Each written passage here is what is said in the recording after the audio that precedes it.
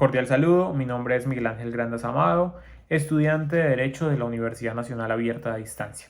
Hago el presente video con el fin de presentar como evidencia final de la materia de Derecho Penal General. En el Derecho Penal colombiano existen las figuras de autoría y participación, que establecen la responsabilidad penal de las personas involucradas en la comisión de un delito.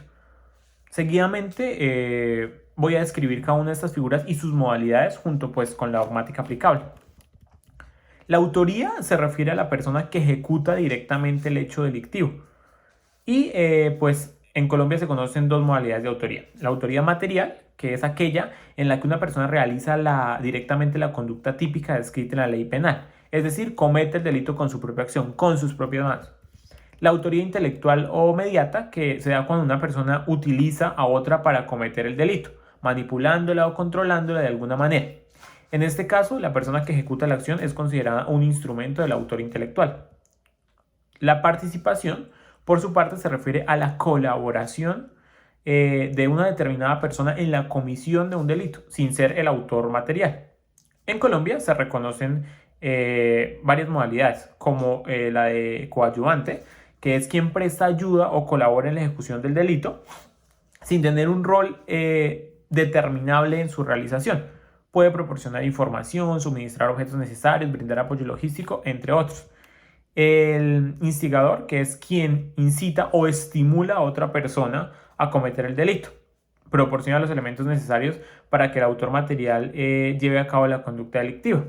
Está el cooperador necesario, que es quien realiza una conducta esencial para la comisión del delito y sin la cual no se podría llevar a cabo. Su aporte es imprescindible para la ejecución del hecho delictivo. Está el inductor, que es quien persuade o convence a la otra persona para que cometa un delito. Su influencia es determinante para que el autor material realice la conducta típica.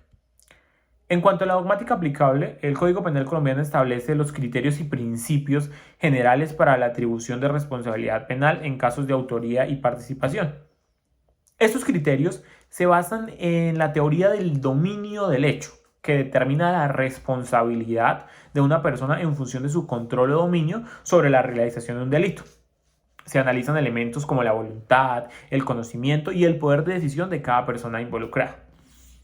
Seguido de esto, voy a presentar algunos ejemplos de dispositivos amplificadores utilizados en el sistema penal colombiano. Están las agravantes genéricas, que son circunstancias que, aplicables a cualquier delito, aumentan la pena establecida para el mismo. Algunas agravantes genéricas pueden incluir la premeditación, la alevosía, el ensañamiento, la reincidencia o entre otras. Están las agravantes específicas, que son circunstancias que se aplican a delitos concretos y que agravan la pena.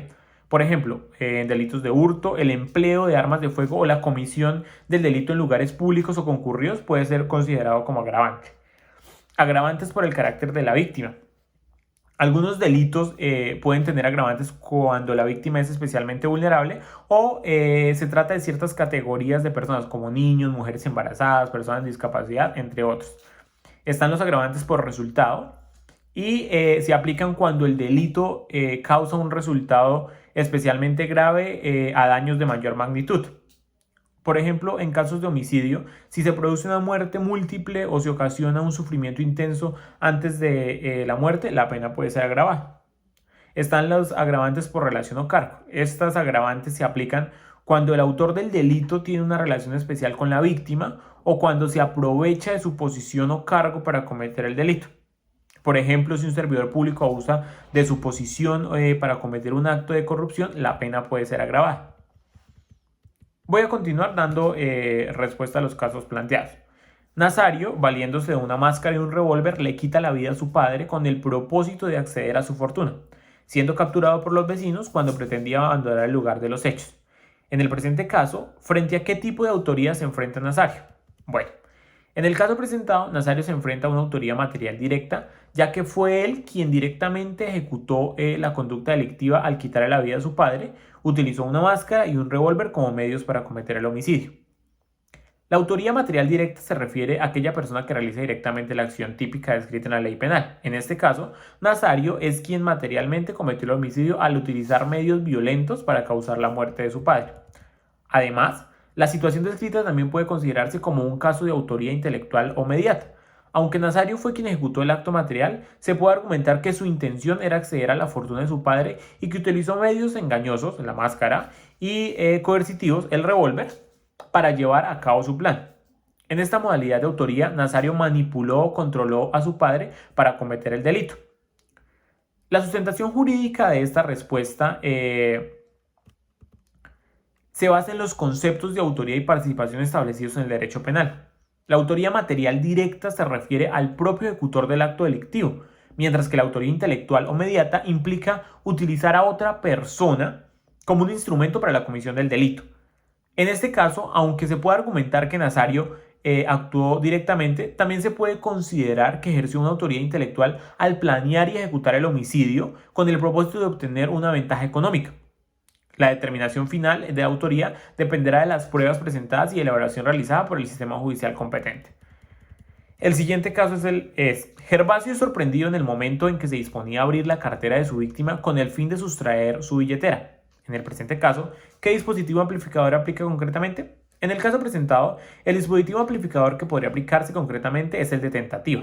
La tentativa se refiere a la situación en la cual una persona inicia la ejecución de un delito, pero no logra consumarlo, debido a circunstancias ajenas a su voluntad o a la intervención de terceros. En este caso, Gervasio fue sorprendido en el momento en que se disponía a abrir la cartera de su víctima con el objetivo de sustraer su billetera. Sin embargo, no llegó a completar la sustracción debido a que fue descubierto antes de lograr su cometido. La tentativa es considerada como un dispositivo amplificador en el derecho penal, ya que a pesar de no haberse consumado el delito, se reconoce la peligrosidad de la mala conducta y se le atribuye una personalidad similar a la del delito consumado, aunque normalmente pues con una pena inferior.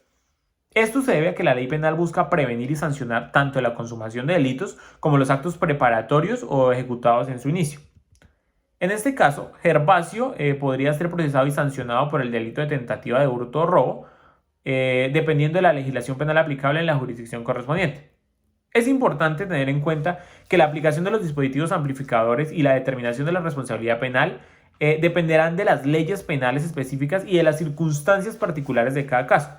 Los jueces en el proceso penal evaluarán las pruebas presentadas y aplicarán la legislación pertinente para tomar una decisión final.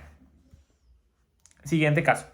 El reconocido jalador de carros Cleóbulo es inmovilizado por el vigilante de un edificio, quien con su arma de dotación lo obligó a apagar el motor del vehículo que pretendía sustraer de uno de los parqueaderos haciéndose pasar por dueño.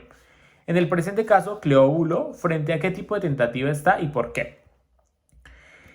En el caso presentado, Cleóbulo se enfrenta a una tentativa de hurto de vehículo. La tentativa se configura cuando una persona inicia la ejecución de un delito, pero no logra consumarlo debido a circunstancias ajenas a su voluntad o a la intervención de terceros. En este caso, Cleóbulo intentó sustraer un vehículo del parqueadero haciéndose pasar por su dueño. Sin embargo, el vigilante del edificio, al percatarse de la situación, lo inmovilizó y lo obligó a apagar el motor del vehículo utilizando su arma de dotación. La tentativa se presenta porque Cleóbulo inició la ejecución del delito de hurto de vehículo al intentar llevarse el automóvil del parqueadero. Sin embargo, no pudo consumar el delito debido a la intervención del vigilante, quien impidió que Cleóbulo lograra su objetivo. Es importante destacar que la tentativa se castiga en el derecho penal y aunque la pena puede ser inferior a la del delito consumado, en este caso Cleóbulo podría ser procesado y sancionado por la tentativa de hurto de vehículo, considerando que inició la ejecución del delito pero no logró consumarlo debido a la intervención del vigilante. La determinación final de la responsabilidad penal y la calificación del delito, pues como ya lo dije en los casos anteriores, dependerá de las leyes penales específicas y de las circunstancias particulares del caso. Y pues el juez en el proceso evaluará las pruebas pertinentes que presenta la fiscalía y aplicará lo que corresponda para tomar una decisión final. Muchas gracias.